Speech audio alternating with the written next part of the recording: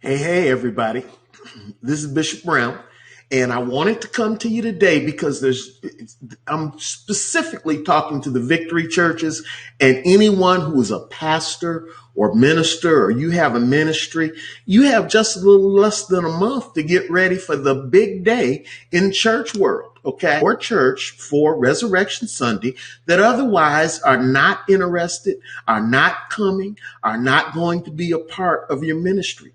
But you have an opportunity just because they're there or just because you're doing outreach for them to reach them. So today I want to talk about your plan. I want to talk about your follow-up. Okay. What is your plan for Resurrection Sunday? I talked to a pastor today and she didn't have a plan. Okay. And I've talked to several pastors and well, we'll just do what we do every time. Do something special this year.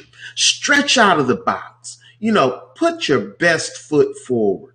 Sometimes we get so engrossed in doing things the same old way that we forget that you can change the paradigm without changing the message. We live in a different time than when I was coming up. I'm 65 years old. When I was young and in church, the kids had their Easter speeches and everything went like that. And that's what we did.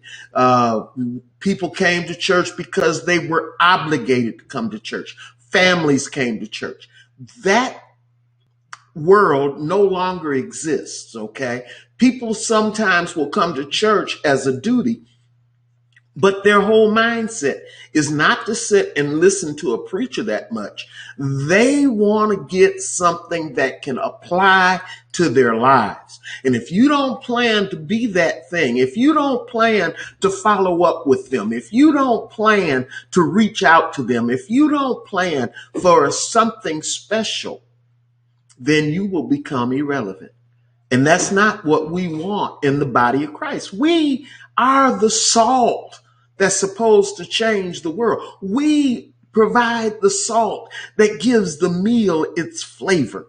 We should not be an afterthought or something that's spit out on the side after we're done. But let's talk about who is your ministry?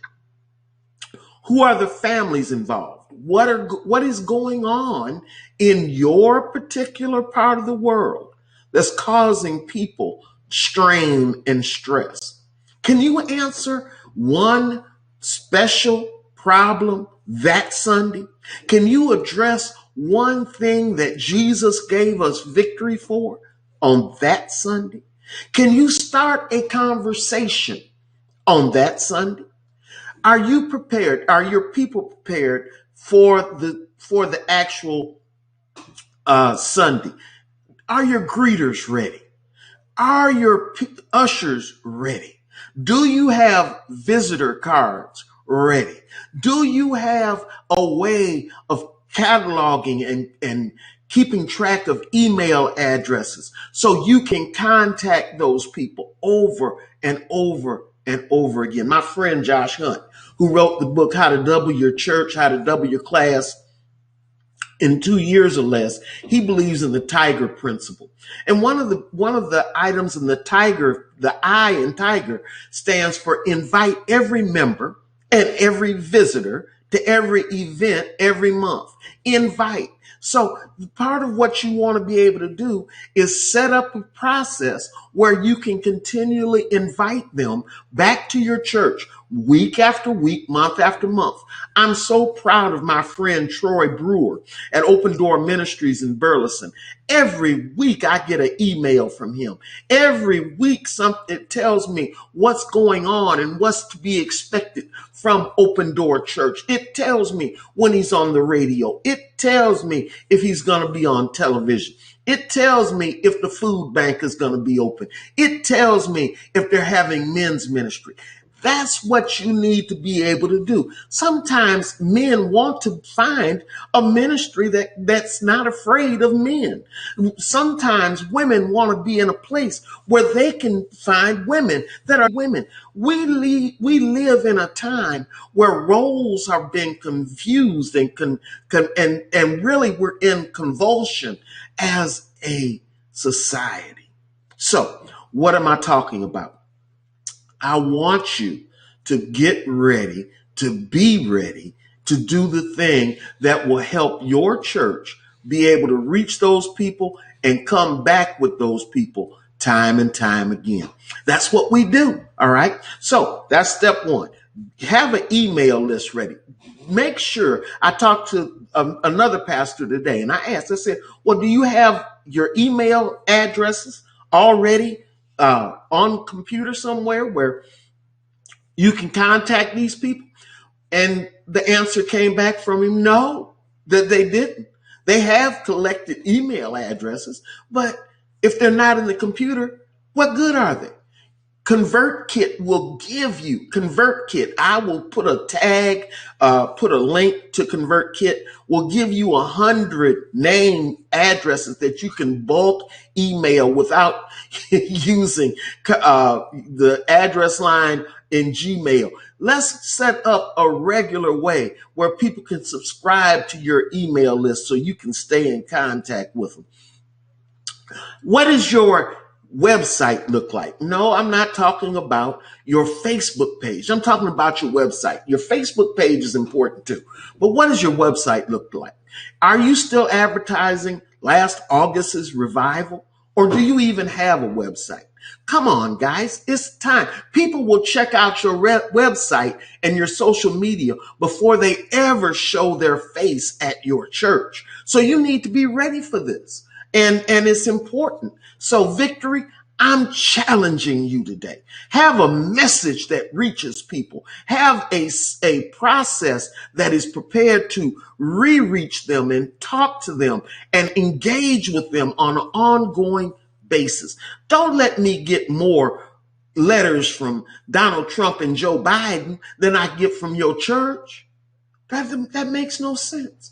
If they know that they can reach their followers by email, by being online, by Facebook, by even buying some advertising, don't you act like you don't need it.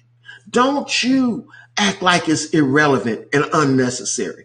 Because in today's time, it is necessary. And you can make a difference in somebody's life. You can make that difference. There's a child out there whose family is in disarray that is waiting for you to put arms around them and be the message that they need to hear. Jesus is the reason. Jesus died for a purpose. By the stripes on his back, you and your church and your followers and their friends and their family are already healed. Take possession of what Jesus already bought. Take possession of what's been paid for you already. And your church will benefit from it. You may not see a great turnout on Resurrection Sunday, but then again, if you'll nurture those 1, 2, or 3, 10, or 20 that you do see, perhaps they'll bring their family in, which will be another 3, 5, or 10. And that family will bring in, those people will bring in another 3, 5, or 10. And soon you can have 100 or 200 extra people that have been added to your church. Don't be discouraged. Don't be so discouraged that you're not going to do anything now. Now is the time. This is the place. This is the season that people are calling for you to be all that you can be. All right. This is Bishop James, I Feel God Brown, and I hope to talk to you. I hope to see you. I hope that everything goes well for you this resurrection. I've got some other tips I'll be coming back with. So you be ready, okay? God bless you. I'm going to try to do this every Thursday or Friday, and we're going to see how this goes. All